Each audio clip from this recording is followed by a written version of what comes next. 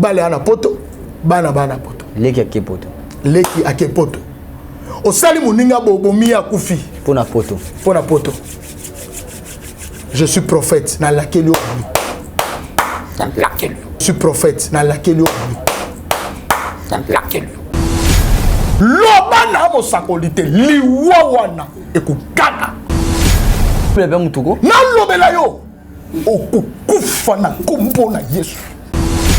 David a sengela bango liwa. David a dit qu'il périsse. Musala nzambe azo finisa ko nzambe de musala nzambe te tu es charlatan. Moi na muki à 5 ans. Ba komo na bazo zonga na poto. Na aéroport. Na aéroport. Batali passeport na immigration, batali passeport, batala passeport. Elonya moi na muki à 5 ans et bongo mi ya koko. Qu'est-ce que je veux dire par là? La sorcellerie existe. Yaya Moutako sauter l'amour à la prière. Mais qui nous aide à la société? Univers. C'est-à-dire de personnes univers. C'est ça. Tu comprends? Donc, l'unité. On ne peut parler de l'unité, ça parler de l'amour. Au majorité. Prophète n'est pas à remuer des villages. Prophète est na couleur politique. Maman Koufi. Pour haute tension, câble couille. Est-ce que vous pensez vraiment que mort à maman Wana? C'est faux. Il y a des gens qui sont responsables. Quand Batou, le corps, Batibino national. Mais Basinga Moussou, c'est Basinga depuis 1960. Le lendemain, Nabamoka Moussou, c'est incident bon salami. Directement, l'obinango, Bazuba responsabilité, il y a changé Basinga Wana. Mais le même jour, il y a eu aussi des morts dans le télé. Mais écoute, je vais te dire maintenant, ça je suis prophète, je vais réinterpeller les gens. Je suis prophète, je vous annonce qu'il y aura encore plus que ça. 2022, ça sera beaucoup de complications, beaucoup de sacrifices humains. C'est-à-dire, il y a une rotation et un sacrifice. Pour prier pour la nation, nous allons chasser l'esprit des sacrifices.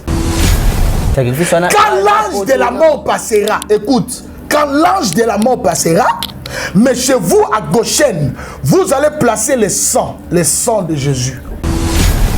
Mais je mérite de dire, moi dans Nzambe, c'est le moment de marcher dans la sanctification, de craindre le Seigneur et de chercher la face de Dieu réellement. Yaya. Oui, dans le Binayo, il y aura deux grands politiciens à Makassi, il y a Makassi, baza peu influent, bah na ba parti politique à Makassi. Ils vont mourir. Oh là là. Tandis qu'un talent, Dieu le donne, c'est une potentialité que Dieu donne à chacun de nous pour la réussite de sa vie et pour exercer une mission sur la terre. Moussa donne un talent, il y a aucun souki malade. Moussa donne un talent, l'art de parler. Musicien oyemba ya yo oke ba oyemba ta oyemba mokilo ça dit oza satan de mutape c'est ça et ya tala voilà donc abana ko bena kikoso sokola mutu akoko sangate je suis prophète les pays ezo kene ma paye si on va tirer na sénite dans yebezué Denis Kadima. Merci. Yoka message prophète Kabengela lobby, tu as une responsabilité devant toi. C'est-à-dire Makamo Yoko Sala, en 2023, Salango avec un bon cœur. Base mmfcontent.co.uk www.mmfcontent.co.uk MMF, comptabilité professionnelle pour tous.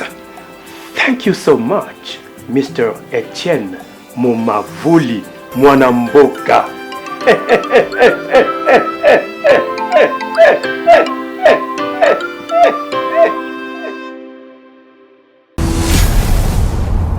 Chez Bissou Télévision, chaîne Oyo Kokani na yo.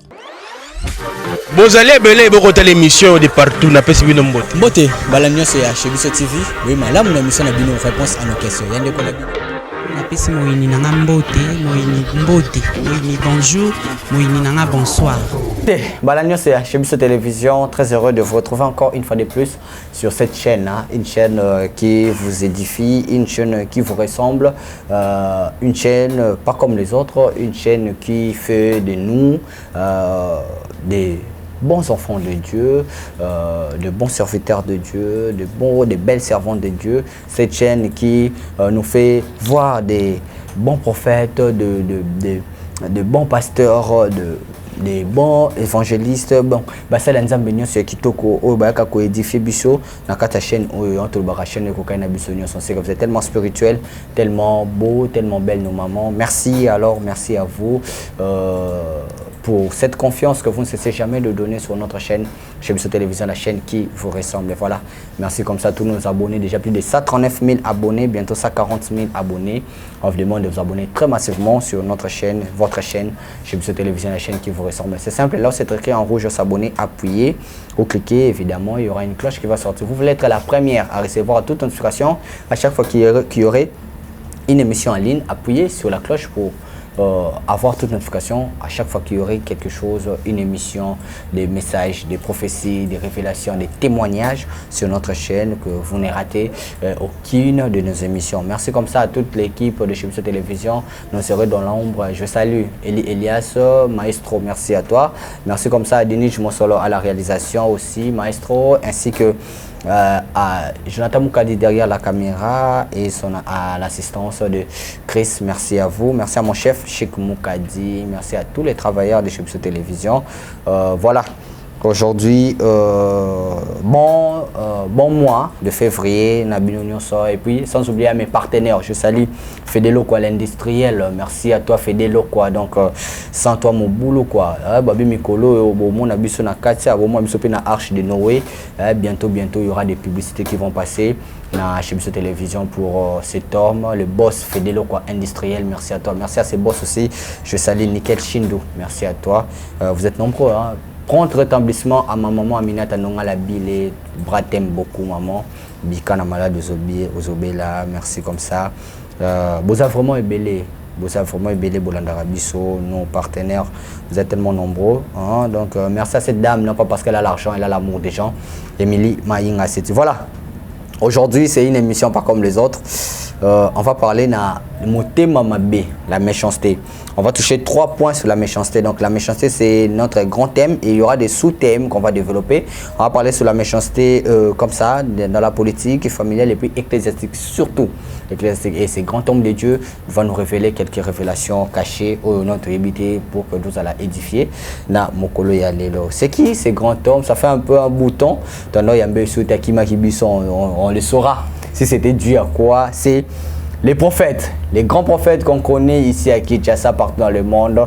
Prophète Josué Kabengele. Donc déjà quand je parle de ce nom, vous tous là, Akinda Wapi. On est là. Prophète Josué. Très bien, la grâce à Nzambe, tout va bien par la grâce de Dieu. Amen. To pesi mbote na balande na biso, o balanda na biso, il y a chez Biso TV. Si. Nzamba Pambola Bango Belé. Je crois que ça fait un bout de temps. Un bout de temps, vraiment. Dans ça, le déplacement, mon voyage missionnaire, mon ah oui, c'est tout à fait. Braza, Pointe-Noire, Gabon. Oui. Dans ça, il y a national qui en a et puis na zongi. Mais maintenant, na zonga qui. Souffler bisopé, il sera Côte d'Ivoire, il sera qui. Oui. Les cas qui très bien. Ils ont na cadre émission Nzambe ko gagner milimo. Et tant on a zonga kipe, donc ça fait déjà un bout de temps on a zongi, mais on a qui na ba chaîne musu soupé donc c'est mais est-ce que les arabes c'est nangai chaîne donc voilà donc télévision c'est chez lui ça na kobo ça binoté jamais donc le quoi on a un message moko important très important très important européen ça bana na Nzambe et puis il y a ko Neka au lobby, tu lobby là 3 domaines. Donc tout ça on a méchanceté, ils ont le comme casse. Yango to lobby là et puis dans cadre méchanceté ecclésiastique on a thème sur développement na suka pour c'est tellement fort. Ils appellent na bateau basalo qui muté mama be wana bazé belé mais avant de commencer, tu prier dans moi, tu côté na bien. Tendre Père, nous te sommes infiniment reconnaissants. Nous te disons merci pour ce bon moment que tu nous as donné. Nous prions que tu nous assistes de début à la fin. Tout ce que nous allons parler en ces lieux soit pour ta gloire. Laisse que ton Esprit Saint, la Bible dit, c'est poussé par le Saint-Esprit que les hommes ont parlé de ta part. Tout ce que nous allons parler en ces lieux soit pour ta gloire. Et que ton Esprit nous donne la révélation de libérer à ton peuple. Seigneur, ouvre l'attendement de chacun afin de mieux saisir tes oracles, afin de mieux saisir ta révélation et ta parole. Tout ce qui est des divagations, des pensées, des distractions, nous les renvoyons dans le lieu aride et c'est là au nom de Jésus-Christ. Merci pour ta sainte présence. Merci pour ton esprit. Merci pour la parole qui sera prêchée, qui sera libérée ce soir ou ce matin. Ça dépend de l'heure où tes enfants vont nous suivre. Amen. Père, que tu libères cette parole et que cette parole puisse changer le cœur de tes enfants. Et que tous ceux qui sont malades, tous ceux qui ont des problèmes, des blessures internes, et que tu les guérisses. Au nom de Jésus-Christ, j'ai ainsi prié. Merci Seigneur Jésus-Christ. Amen. Merci Seigneur Jésus-Christ. Amen. Voilà. Prière donc écoute Sibiso. Milimo ya okangi sabat. Ngape na bengani yango. Voilà. Pour et comme il y a trop. Comme ça n'est pas. En tout cas, je dis merci à mon grand frère PM Papi Mboma et PM Nanou Nabokino PM Vienanga, merci à toi. Naba conseil na yo ainsi que na Willy Kayembe vrai. Vienanga, merci à toi. NL bon. Il y a Natilo Collé toujours mais il y a Willy Kayembe, il y a Papi donc on a bateau à chaque fois quand tu fais quelque chose au sein de bango de lien. Batali va corriger au petit côté, il faut ça la boue, Je suis très reconnaissant envers vous parce que on a eu à vous suivre et aujourd'hui on est là, vous êtes là aussi, Bofani, petit Nabinatine, Binope Moloko, Botali et ça va comme ça. Mais on dit côté il y a une ingratitude sur les amis côté Nabino. Moi je voulais d'abord poser une question. Si je parlais de ça, je voulais poser d'abord une question. Vous êtes un ancien Naliloba. Naliloba Oyo Pena Oyo Mambwanzambe. Papa, je suis Kabengele. Quand on connaît, on parle de je suis Kabengele, Oyo, Bandal, Funa, Maramuto Ibaka. Vous êtes parmi Bana Oyo, Papa Léopold. Déjà à l'époque, parlez déjà de vous. Aujourd'hui, quand vous voyez, bon, voilà, non, nos méchancetés ecclésiastiques, tu continues vraiment. Maintenant, le Bilaka, non, yo. Ancienneté, na yo. Est-ce que le ancienneté, na bino, ils ont joué un rôle? Bon, on comprend la question. Ancienneté Nabino par rapport à. Quand on a moins de détails. Voilà, ancienneté Nabino.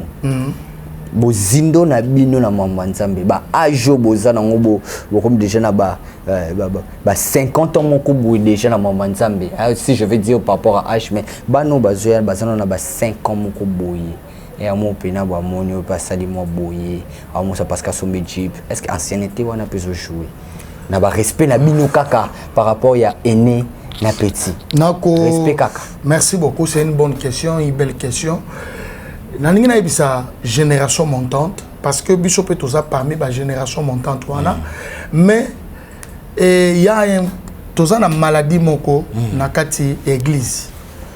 Lelo mwana oyebi na Israël po o comme la sacrificature, c'est-à-dire babenga yo sacrificateur parce que bango nyonso bazo na tribu à Lévi mais pour babenga yo sacrificateur pour bana ko exercer sacerdoce babana ko kene ko apprendre sacerdoce durant 10 ans, c'est-à-dire 10 ans azali vraiment na makolo ya oyo azali ene aza ko apprendre yo moni koto chandelier ezalaka awa la pan chandelier il faut pas ezalaka état awa kotoyo ezalaka hôtel de parfum awa kotoyo ezalaka ba pain de proposition donc bazo la kisayo biloko wana nyosoto baza ko apprendre yo que soki sacrificateur aliaka na partie à sacrifice aliaka biloko mibala aliaka ou soit allié épaule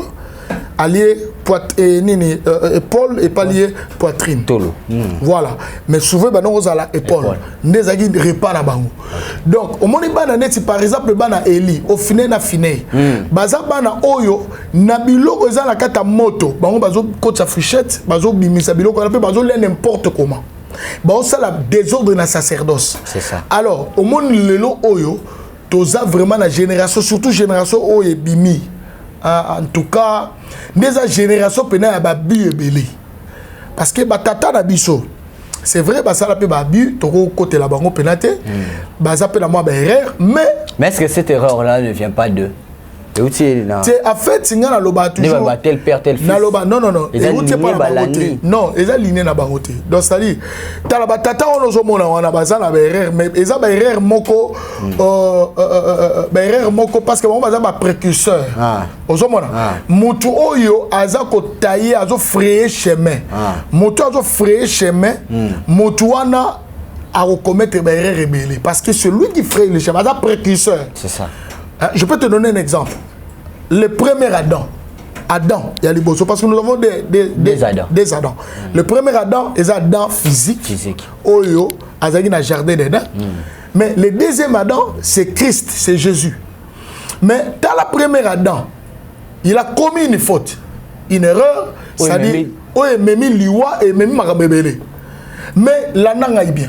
Tant que serpent azako azo ebisaï, parce que c'est interdit. Le jour que tu mangeras le fruit, tu mourras. Le jour que tu mangeras le fruit, tu mourras. Le serpent abane côté aïe après Adam, la bino non. Aïe ba ki ko ebisabino bon parce qu'il savait que si vous mangez, vous ne mourrez pas.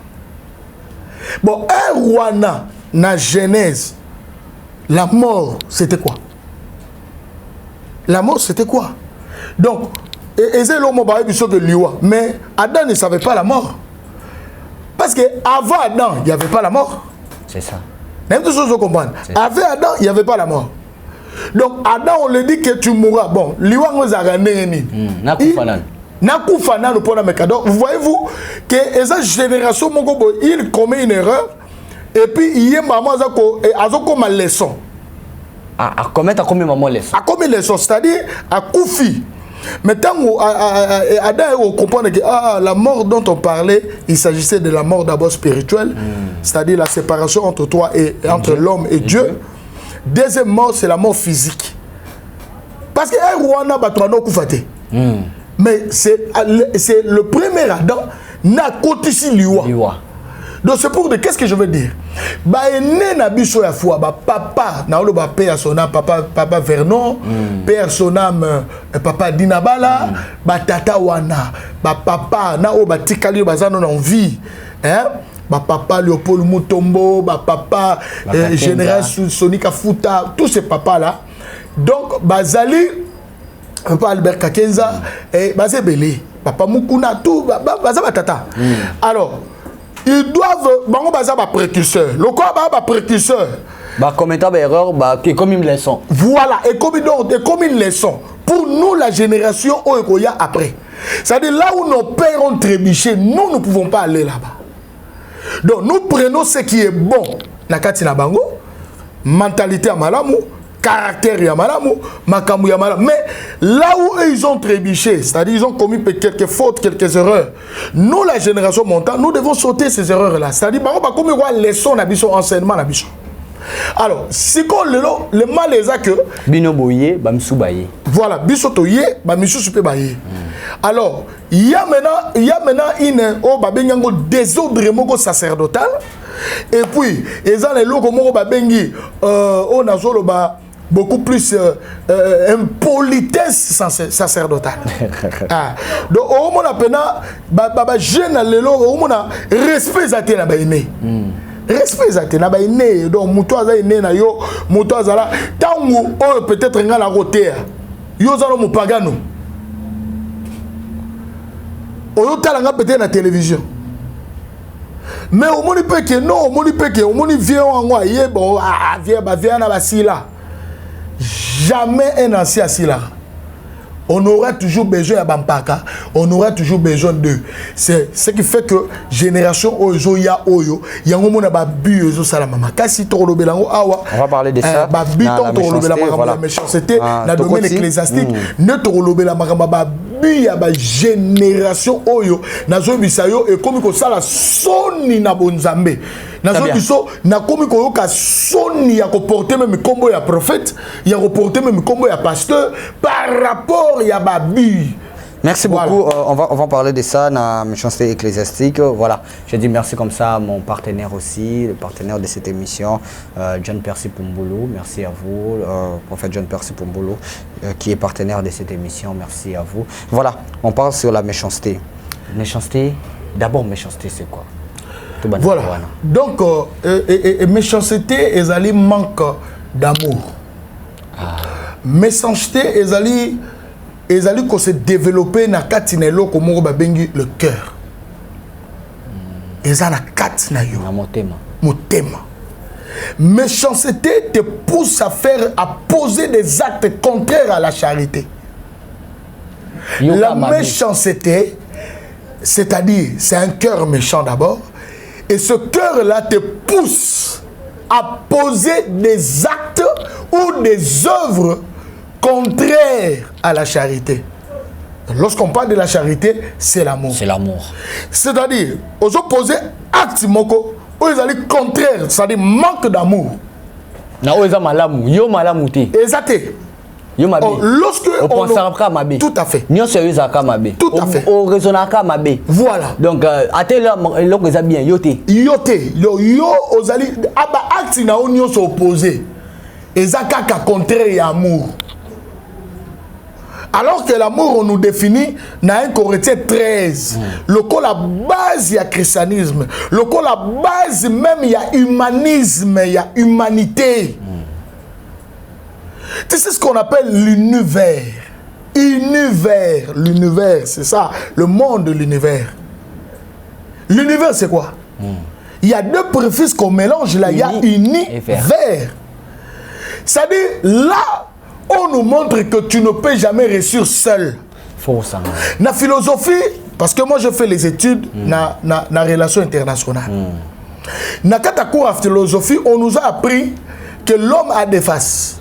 L'homme a le moi, l'homme a l'autrui. Donc l'homme a le moi. Non, tu es le moi, tu es aussi l'autrui. Très bien.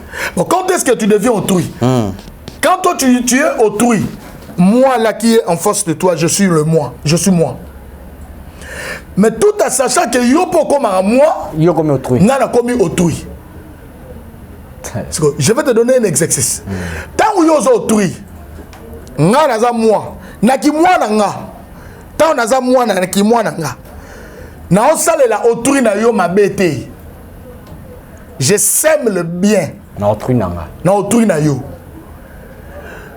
Tout en sachant que l'homme yo pour comme nani autrui. C'est-à-dire yo zongi moi. Yango moni Bible lobi c'est que l'homme sème, il les récolte. Makambo do loba, on ne parle pas seulement de christianisme. Partout. Nazo lobela domaine nyos partout.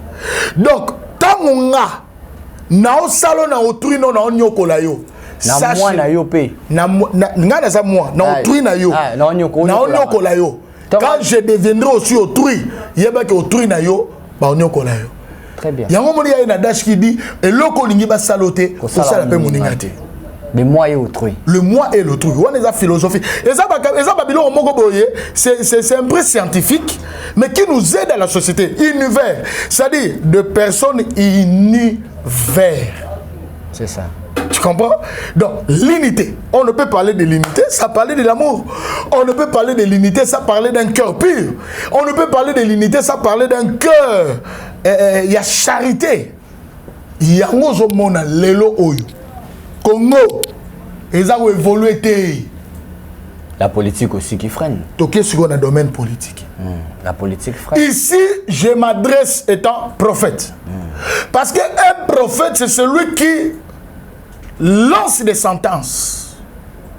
Un prophète, c'est celui qui prédit. C'est contrairement aujourd'hui, on voit des prophètes qui se nomment prophètes, mais basant un aspect beaucoup plus la parole de connaissance.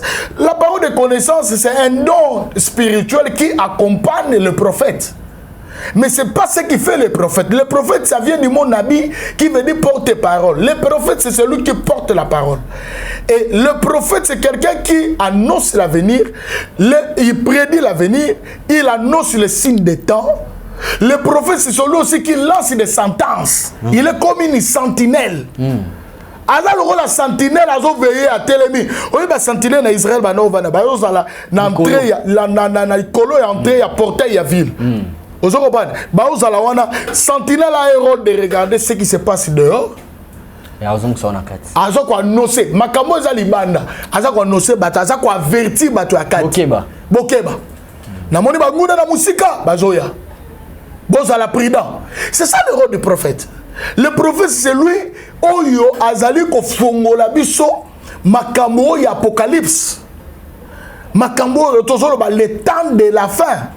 Il nous annonce les signes des temps de la fin.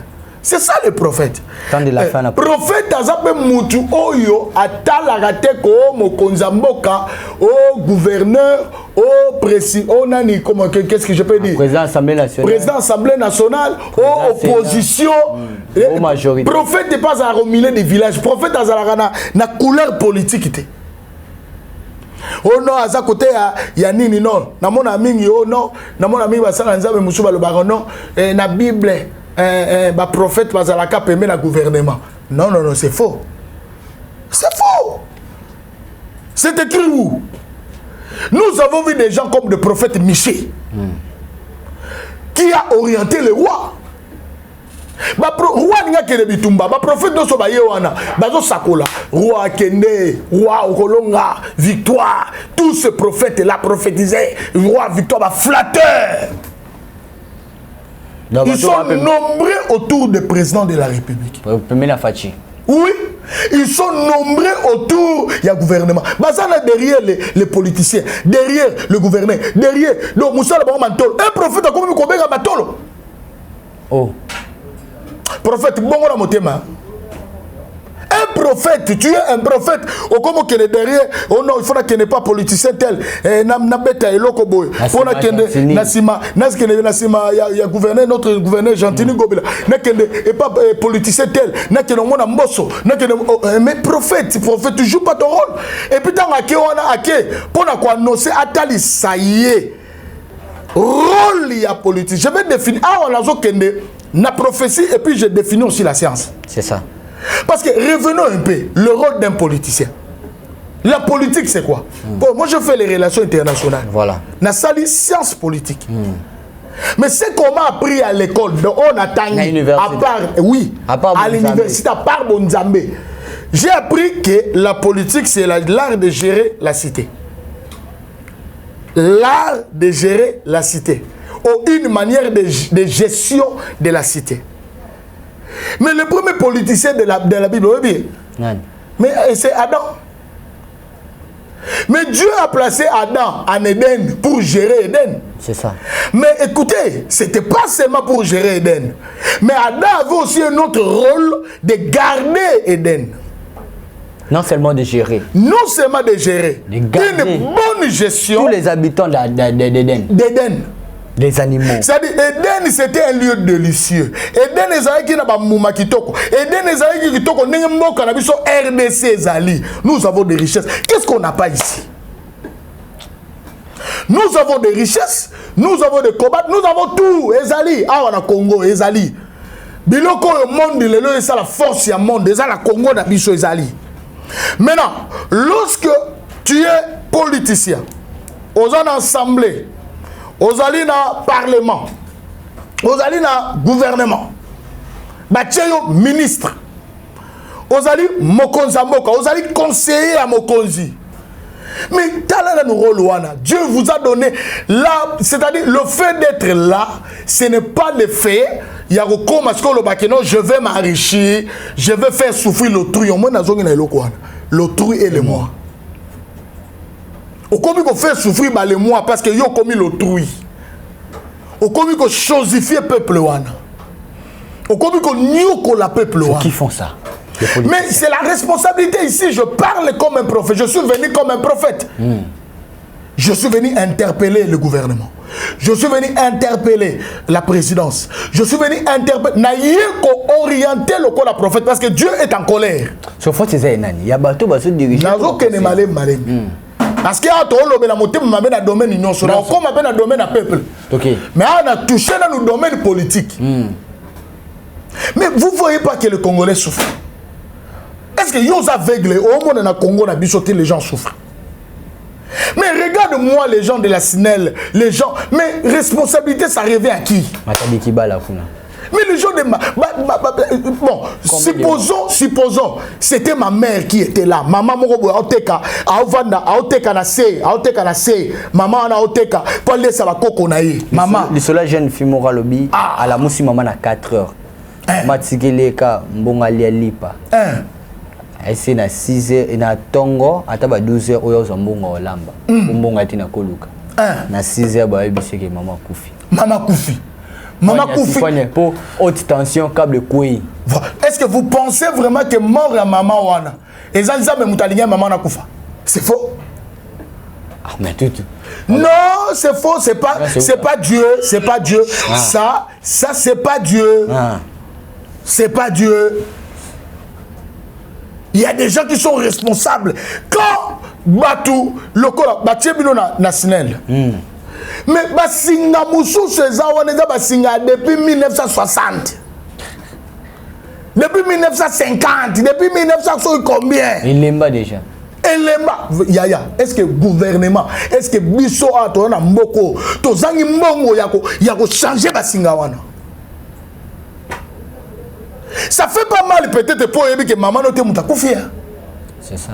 Ça ça n'a pas cité pour yebi que nekonote mutakufi. Brad, vandaka no vandi bomba biso que maman na yo akene koteka na monga pasi wana na monga souffrance wana mais courir bomiye pour câble ah yesu nanga câble mère haute tension câble mère ya haute tension courant na inga bon o imagine ne sama ina matakibala nanga siko prophète na utaki sigoyo retraite to na utaki be na ole kapenzela na ngape na dai. On se comprend. Donc, mais chef spirituel, il y a tout ça, André Alain Tundu. Aza PC ya Snell, déjà Snell, chef justement, c'est un mauvais cœur, c'est la méchanceté. S'il vous plaît, je vous en supplie comme un prophète. Je vous annonce comme un prophète. Mais il y a quelqu'un qui est à la base de tout ça. Écoute. Peu importe, cause à qui ont expressement, mais moi je dis, ils sont responsables. Pourquoi? Parce que, écoute, nana za papa, nana bana nana bakisi, bakomara, bakisi na bakisi, notice bakisi, bakomara que ne mettez pas ça à l'abri de tout. À l'abri des enfants. N'est-ce pas? Na papa mukolo, na yebike, na tangi notice wa. Na zukisi wana na chango na table. Moi, il y a 2 ans, 3 ans, il y a Meliki Souana, pas Meli Boki, c'est un salier surveillance, papa à Koufi. Qu'est-ce qu'on va dire? On va dire la faute de l'enfant, il y a 2 ans, on dira c'est la faute de papa, parce que le papa, et plutôt le papa, a une capacité, il y a Kolongola qui soit là, parce qu'il n'y a pas qui notice. C'est ça ce que nous disons que l'État, toujours la responsabilité dans l'État. C'est-à-dire, n'est-ce pas bien bon commis? Le lendemain, nabamoka mususu soki incident bongo salami directement lobi nango bazu ba responsabilité ya ko changer basinga na noso. Mais le même jour il y a eu aussi des morts dans télé. Mais écoute, je vais te dire maintenant, ça je suis prophète, je vais réinterpeller les gens. Je suis prophète, je vous annonce qu'il y aura encore plus que ça. 2022 ça sera beaucoup de complications, beaucoup de sacrifices humains. Je vous dis comme un prophète. Toi, tu me suis, tu es à Kinshasa, tu me suis. Aux alliés à Kinshasa, aux alliés même, Batrozo, Boza à diaspora. Boyaka à Kinshasa, na Robeta du solo. Il y a Moutouma, il y a des temps comme ma famille. Au moins, on a comment le moins poto, mais au coup fait la kin. C'est-à-dire, il y a une rotation, il y a sacrifice. Esprit de mort. Là. Sacrifice, il y aura des accidents graves. Il y aurait, sacrifice des esprits. Naza prophète en Zambé, mais bateau non so baza derrière ba sacrifice wana. Yaya makila batouane ganga di corona. Gloire à Dieu. Je te dis, makila ya batouana. Les gens qui sont derrière, parce qu'il y a des gens, des occultistes, il y a des gens, la force occulte, ils ont fait des réunions pour sacrifier des gens. Yaya. Au sacrifier milimo à Batou Bongo, accident, Batou Bakoufi, Nantele, Bakoufi et Belé. 10 morts. Mais écoute, les gens meurent chaque jour. Batou Koufa, Liwa précoce. Liwa avant le temps, na Est, na parlons même pas. Mais je mérite de dire. Moi, dans Zambé, c'est le moment de marcher dans la sanctification, de craindre le Seigneur et de chercher la face de Dieu réellement. Yaya. Aux amotés, mon colombo, la kati, le colomosus, les bandas. Yaya. Oh, kufa liwa. Nabo ite liwa existe. Oza mosala Nzambe. Liwa existe. Yo le solo. C'est une année de sacrifice. C'est une année de sacrifice humain. C'est-à-dire monde à ténèbres. 2022. Non, bon, 2022, même sur le plan politique, vous avez surpris. Oui, dans le lobby, il y aura 2 grands politiciens à Makassi. Il y a Makassi. Ils peuvent influer dans la parti politique à Makassi. Ils vont mourir. Voilà. Je te dis, comme un prophète, il y aura des sacrifices. Celui qui est mort, artiste, comédien, la biso, la morgue, Toto Kunda. C'est qui encore? Eli Elias. Oh, Toto Kunda. Bah, comédien peut pas se kufaka. Mais surtout, bango, monde na bango, yango na loba, mouté mamabe. To kota na domaine na bango, maintenant qui n'est qu'un barbo. Domaine wana, bo sorte les qui trop. Sodome et Gomorrhe. Oh, Sodome et Gomorrhe. Et ça, kuna? Eh? Le banane. Mais tu choqué. Il veut l'apparaître. Il veut l'apparaître. C'est-à-dire au monde artiste avant de boire. Alors il apparaître. Il faut na comme na ba vebele. Il faut na poto na za la mo basi ya poto. Il faut na za la mo mbongo. Tout ça. Il faut. Alors koluka loko wana. Amoni l'autre. Surtout na babilo ba matanga na bonde ba ka wana o na jeep o na nini o na ni yesu ka makolo. En vue wana atenga pe fona kota. Quand il a besoin de lesbiennes, basé belé. Quand il a besoin de sacrifier pendant ma bota, à quoi botate? À jouer ma bota à Pessi. Artiste et comédienne. Regarde comment il meurt. D'abord, il était Liwa Ezali. Oui. Liwa Ezali. Liwa précoce. Mais la ligne Liwa va marquer on a aux hommes tragique parce que le salaire du péché c'est la mort. Yaya, tu peux être artiste. Art, c'est un art, c'est un don, c'est un pas un don, c'est un talent. Parce qu'un talent, c'est différent avec un don spirituel. Un don, c'est le Saint-Esprit qui le donne, il distribue le don spirituel. Tandis qu'un talent, Dieu le donne, c'est une potentialité que Dieu donne à chacun de nous pour la réussite de sa vie et pour exercer une mission sur la terre. C'est ça. Moussa a un talent à bas les makolo. Moi, je Messi, et ça donne tes talents. Moussa a un talent, il y a aucun souki malade. Moussa a un talent, l'art de parler. Ne tu es un journaliste, c'est Motarando Ozoloba, Kitoko. Bref, des talents. C'est pas donné à tout le monde, des talents. Regarde les gars, des talents, bref.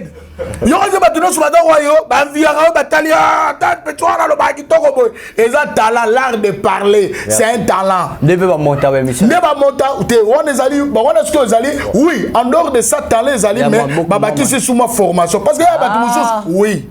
Il y a un monde qui Bible lobby, au-delà de notre talent, il faut ajouter formation. Il y a un gros alloué pour mettre à balai. Il faut que ne pas prendre yo, pas coacher yo, pas la question de ça, talent. Au monde ba musicien ba yemba na oki pena ko musicien o yemba ya yo oki ba yemba to yemba mukilo ça dit oza sata de mtape c'est et ya tala voilà donc abanda ko bena kikoso so ko la ozo ça dit pena que non o yemba ba chamo na kikoso mais ti un jour pas comme oh non na comme na wenge oh non na comme na comme Michael Ambai voilà même na bonzambe ils a ba talent.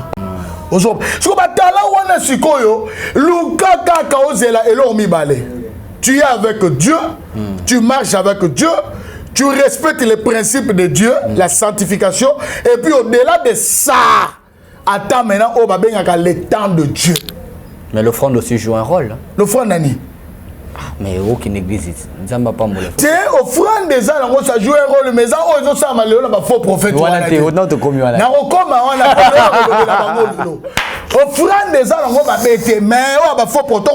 a eu à parler sur la politique et puis révélation qui toko année de sacrifice année bohémien et ça quand on a 2 personnes dans le binabiso vraiment qui habitent Tumba ça qui est le binabiso sacrifice donc sacrifice et puis j'interpelle aux enfants de Dieu va prier naza ko organiser nazonga awa naza ko organiser na fin février il faut d'ailleurs ba numéro na ngana ochawana na fin février tozali na journée moko ya prière ozala na 2 mars na 2 mars c'est ça journée moko ozala et tendance donc enregistre-toi déjà mon numéro est là.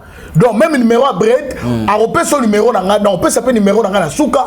Donc on s'enregistre le prophète ngala ozala et ça gratuit. Ça dit et ça prière nous allons prier pour la nation, nous allons chasser l'esprit des sacrifices. C'est ça le rôle d'un prophète. Quand l'ange de la mort passera, écoute, quand l'ange de la mort passera, mais chez vous à Goshen, vous allez placer le sang de Jésus. Nabalento Nabino, cet ange-là, lorsqu'il passera outre, il n'entrera pas. Voilà. C'est-à-dire, il n'entrera pas parce que vous avez beaucoup prié, mais il n'entrera pas à cause de ce signe de l'alliance, le sang de Jésus-Christ. C'est qu'il y a un sacrifice. Non, c'est sacrifice ou nazo ki mango po bato tord de Bible. Sacrifice, Jésus-Christ c'est notre sacrifice. Il s'est sacrifié à la croix, son sang a été versé. C'est lui l'agneau véritable, l'agneau sans défaut, sans tache. C'est lui le véritable offrande. Cette offrande, Dieu a donné cette offrande et cette offrande, son sang a été versé. Il y a cela 2000 ans. Makila wanati lelo. Écoutez, eza makamute kono offrande aracha. Wala biloko de kuta. Eza makamute kono. Oh maman, la méchanceté, somba liwano na okota makamuana. Lelo na yero lobela batuana. Parce que c'est trop. La méchanceté familiale. Donc, tout le monde est moment où il y a déjà. Voilà. Donc, dans quatre émissions. Dans quatre émissions. Parce que il faut battre la vérité. Voilà. On va parler sur la méchanceté familiale. Tous les cas, on peut vivre le temps.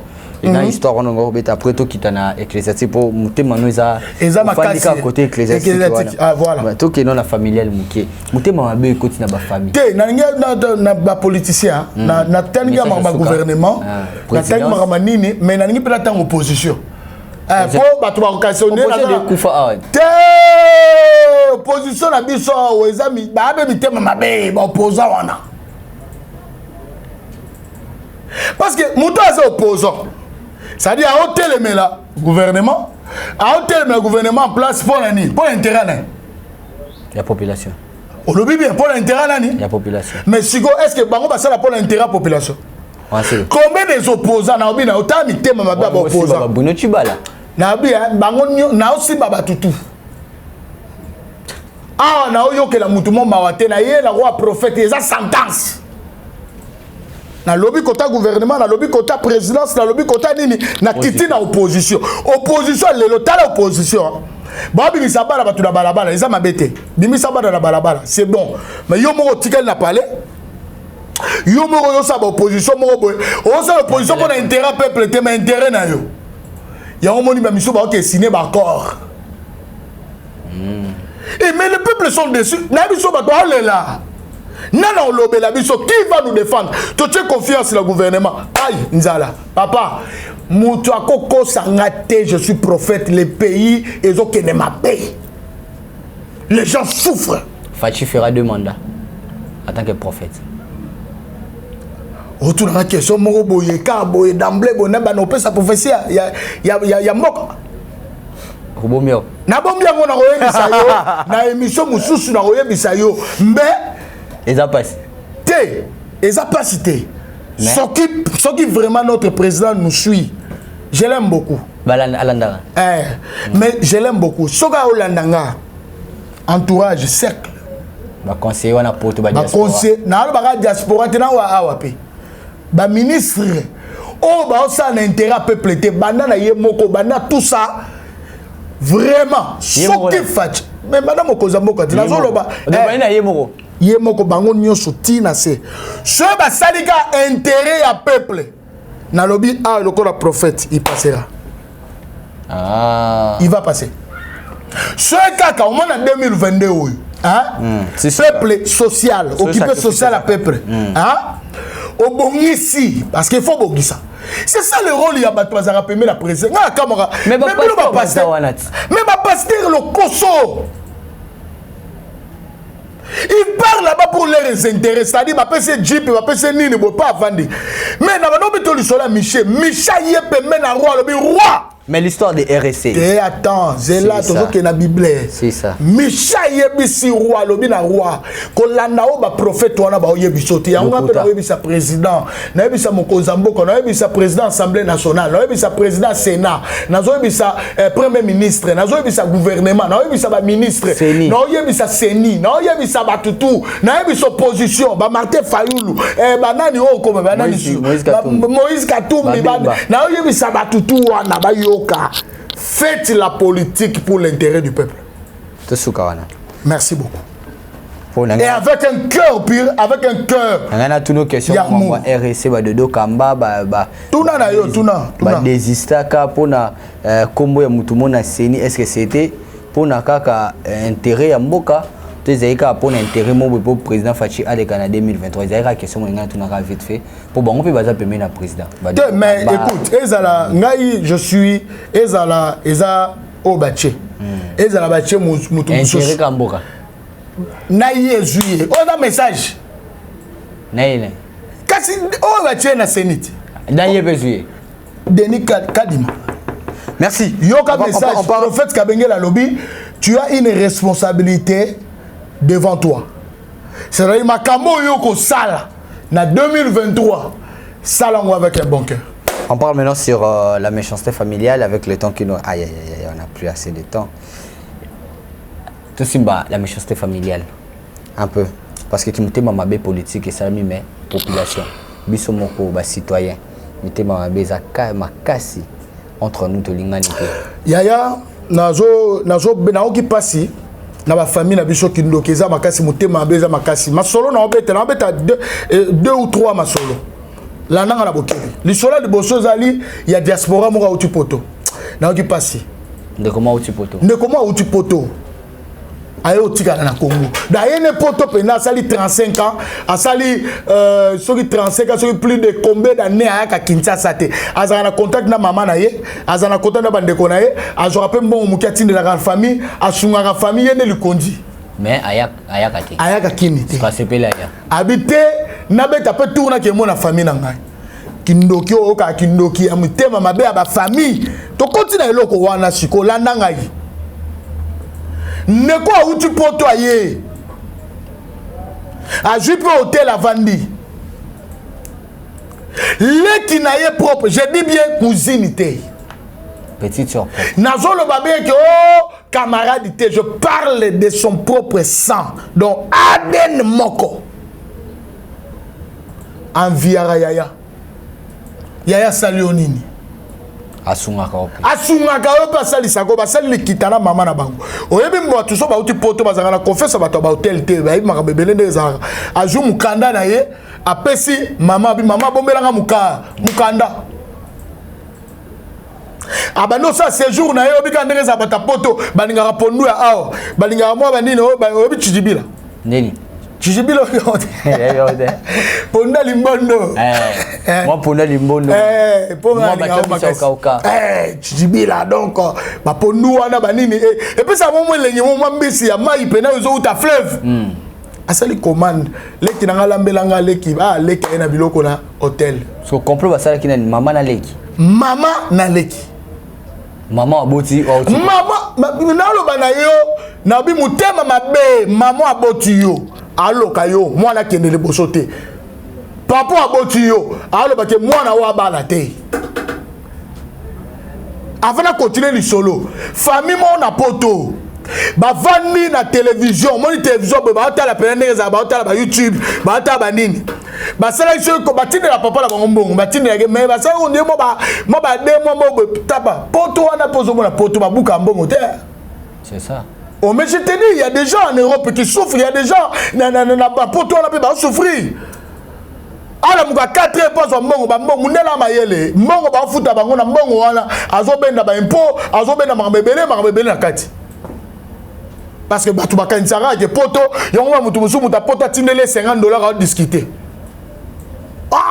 tinenga $50 aïe mais il m'a dit 50 ou 100 000 francs na Congo 100 000 wana obi combien osomi saka nini saka ya fufa nini babenga nini ya semoule 42 000 40 000 ozu da sac ozu mabe saka loso 100 000 Moi, je suis mutafani pena bo non nenga za bati nenga $50 manini. Si autant bota na TV moi 2 mois mon boy. Yaya atinda mbongo te papa. Ba vandi pena na poto pena bo. Ba vantire ali. Ba vandi pena na poto pena bo ba otala pena TV.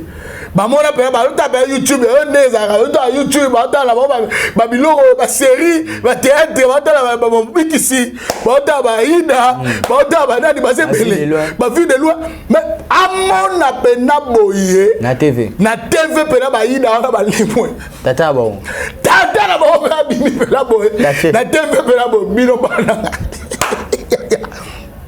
dans l'histoire avec la fondée était vrai et ça mis la phrase. Oh, rabelege no mama. Nani yaya leki na wa nani. Na mobala leki tala na salon bois. Ba moni papa la TV. Tata la TV la ba binu banu. Abimi la ba TV bakima. Ta de gars kindoki. Siko complot salmi mama na mutema mabe tozongi na lisolo wana. Siko complot les salami sikoyo. Leki acheli ndeko na ye poison. Ayeli biloko na hôtel pas leki ya pa bani kolia allié quelques minutes bo pasi simanga même la metu bema leki pe azo mema na mbeta ola lisa yaya muta oboma yo zaka mutolia kana ye waza pembeni na ye muta osalo mabe zaka muto ozobenga makila moko muto ozobenga muninga motema muto ozobenga ndeko na nga muto ozolobake oya ko sanga mabete yaya Bible lobi qui connaît le cœur de l'homme si ce n'est que Dieu. Amen. Qu'on ne te trompe pas. Dans la vie, au moment que tu es venu, au commun en retard dans la vie, reculer, malade de bélo belara, poisonnement, salon ma complication. Nazala ne commande ensemble la première boîte qui est MPC. Il y a de la poto PC où tu es là. On se comprend de degré. Nekoyo, tant lali, kolala lali na hôtel. Tant bache ndeko ana asungie lekina ala lycée leka kimi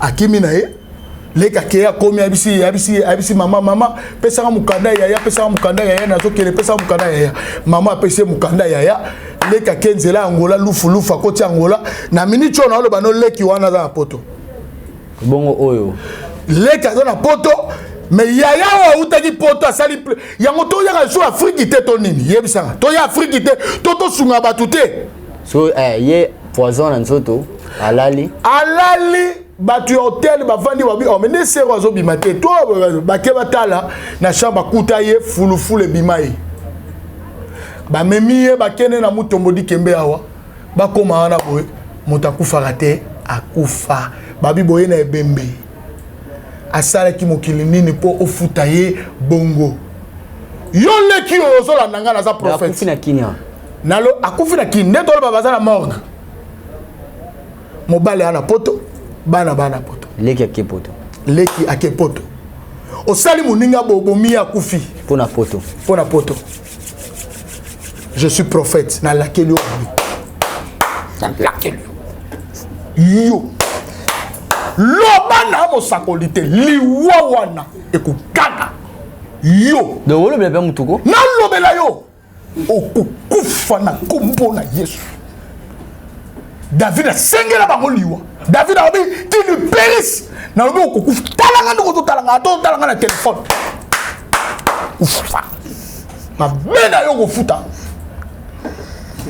Oyo salaki okufa. Kombo na Yesu. Na mama ndoki yo, po mama na ba ndoki. Mama za awa. Aza.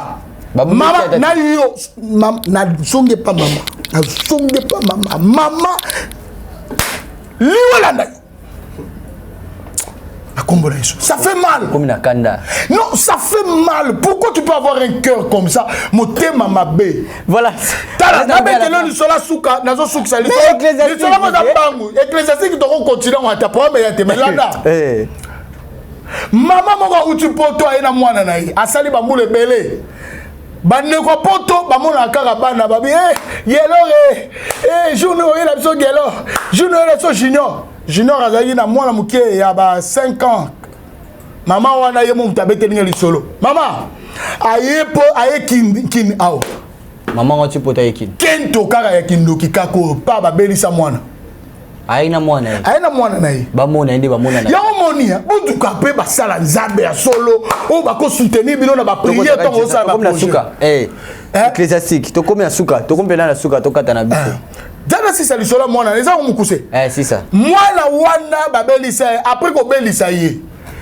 traité maman monika mwana ninga kufa te tozonga la mwana lisolo vrai mwana muki à 5 ans bakomo na bazo zonga na poto na aéroport batali passeport na immigration batali passeport batala passeport elonga mwana muki à 5 ans ebongo mi ya koko maman to lo ba yo zo mona ngoma seki tala zato otaba numéro bato babetelo babengo ma solo hein mwana kena okene nini na immigration za kwa neti yobo elongi lango ekoshe elongi no sanje comme elonga koko OK potonde oh maman zo c'est mon fils bato bi oh c'est pas ton fils je vois une vieille dame ici une vieille dame OK ndeni mwana tikala yakini on a pas de démarche et après après. Donc en fait, qu'est-ce que je veux dire par là? La sorcellerie existe. Yaya mutako sauter la mouka na prière. La mouka na ma bonne. C'est ça. La mouka na ma prière, ma forte prière. Et nous sommes là pour vous aider dans la prière. Quel que soit aux victimes na mouté mabé, zamba osala.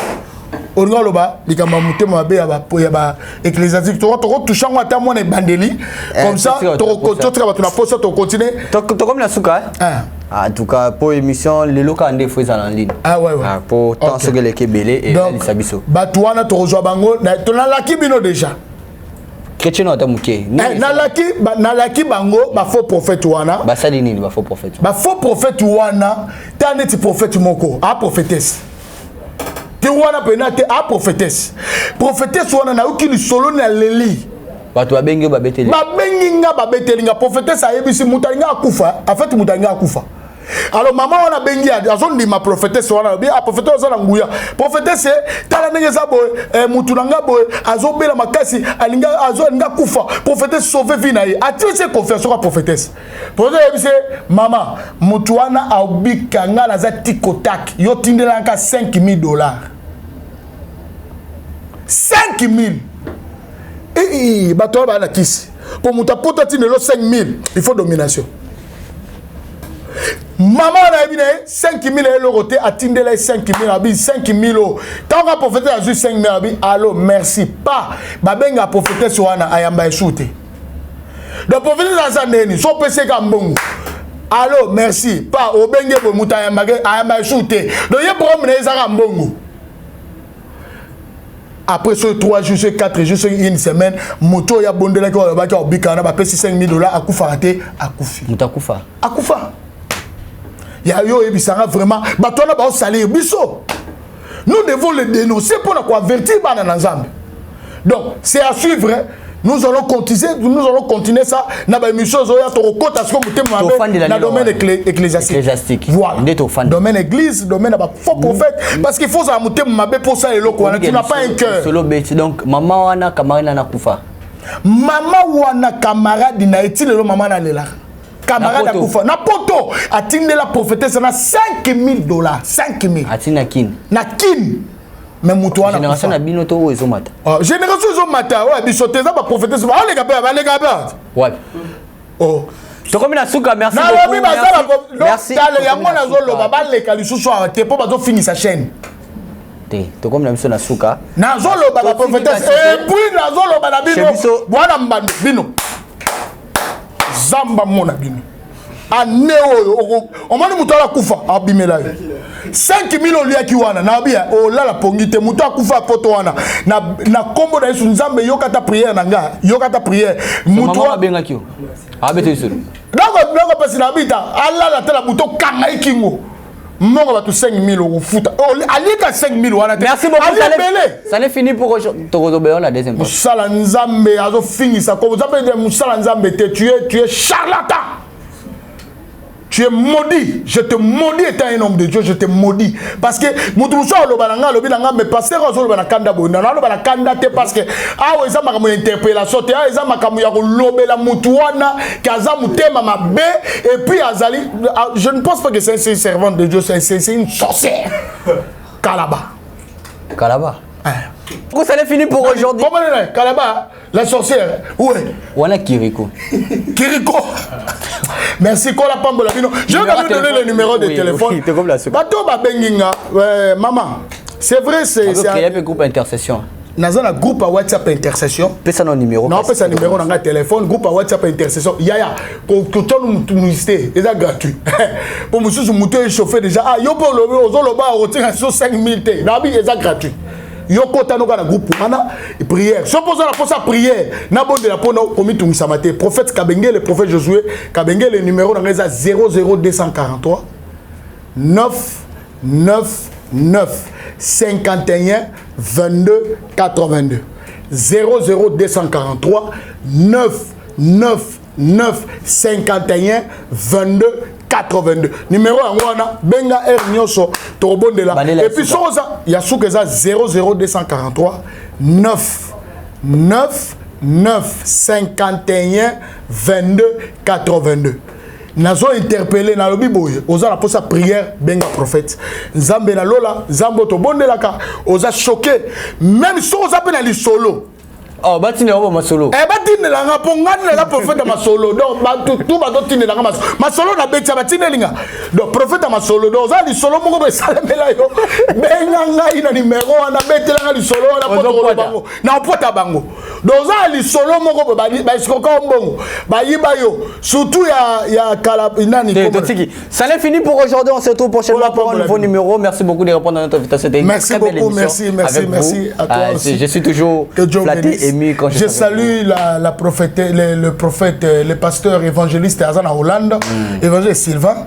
Et Nzamba Pambole, je salue aussi Papa Nochari qui est un grand prophète, il est en Suisse, qui fait un grand travail, que Dieu le bénisse abondamment. Je vous aime beaucoup. Son apôtre pasteur bien.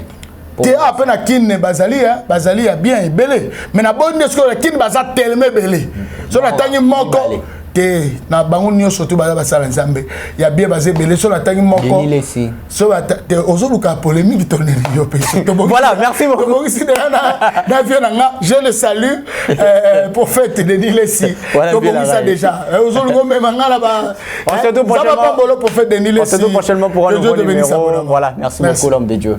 Si Dieu ne revient pas, en tout cas, d'ici là, on va vraiment se revoir encore à nos abonnés. Portez-vous bien et restez toujours scotchés sur votre chaîne éducative, la chaîne qui vous ressemble. Merci comme ça à notre partenaire Fedeloco Industriel. Fedeloco, on a partenaire.